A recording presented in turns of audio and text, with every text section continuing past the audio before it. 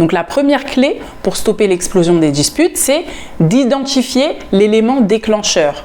Vous devez identifier le point d'explosion, le point d'activation des disputes.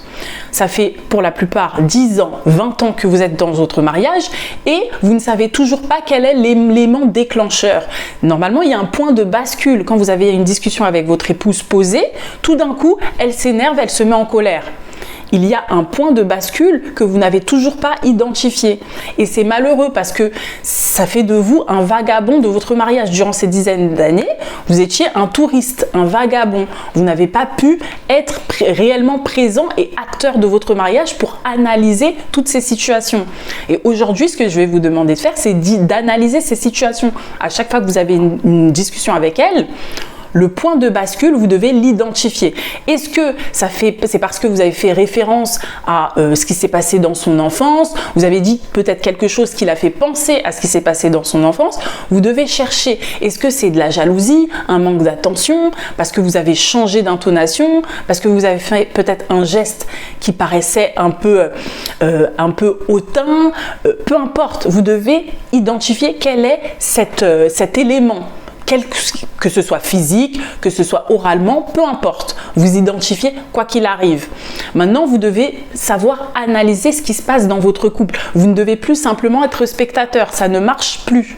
Ça ne marchera pas pour sauver votre mariage. Vous devez être acteur et vous devez être actif. Donc la passivité, malheureusement, messieurs, ça ne fonctionnera pas.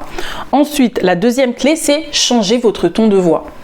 Le plus important, ce n'est pas ce que vous dites, ce n'est pas les mots qui sortent de votre bouche. Le plus important, c'est la façon dont ces mots sortent. Donc, je vais prendre un exemple simple. Le premier exemple et le deuxième exemple. Premier exemple, mais en fait, t'es un peu bête ou quoi? Pourquoi tu dis ça? Et deuxième exemple, mais t'es bête ou quoi? Pourquoi tu dis ça?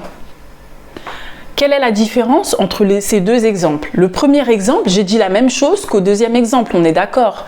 Par contre, je n'avais pas la même posture, je n'avais pas la même intonation. Dans le premier exemple, ce que je dis est-ce que t'es bête? Mais d'une façon joviale, d'une façon chaude, d'une façon amicale, pour rigoler, pour s'amuser. Donc c'est comme un conseil, c'est comme si je parlais à une personne que j'aimais, que j'admirais. Donc ça n'a rien d'agressif, c'est totalement désintéressé, c'est pour rigoler en fait, c'est une personne que j'aime beaucoup. Par contre, dans le deuxième exemple, j'ai dit exactement la même chose, mais là on sent que je suis sur la défensive, que j'essaye de me défendre de quelque chose, que là je suis dans une situation où je me sens agressée.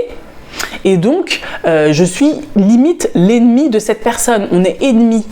Donc j'essaye de me battre. Ce qui veut dire que, quelle est la conclusion? La conclusion, c'est que peu importe ce que vous dites, ce qui va réellement compter, c'est votre langage non verbal. La façon dont vous le dites, votre posture. Dans le premier exemple, j'avais une posture assez amicale, alors que dans le deuxième, je me repoussais, j'étais en retrait. Vous comprenez? Donc faites très attention à ça quand vous parlez avec votre femme parce que ça a beaucoup d'impact. C'est ce qu'elle voit, ce qu'elle entend, ce qu'elle ressent.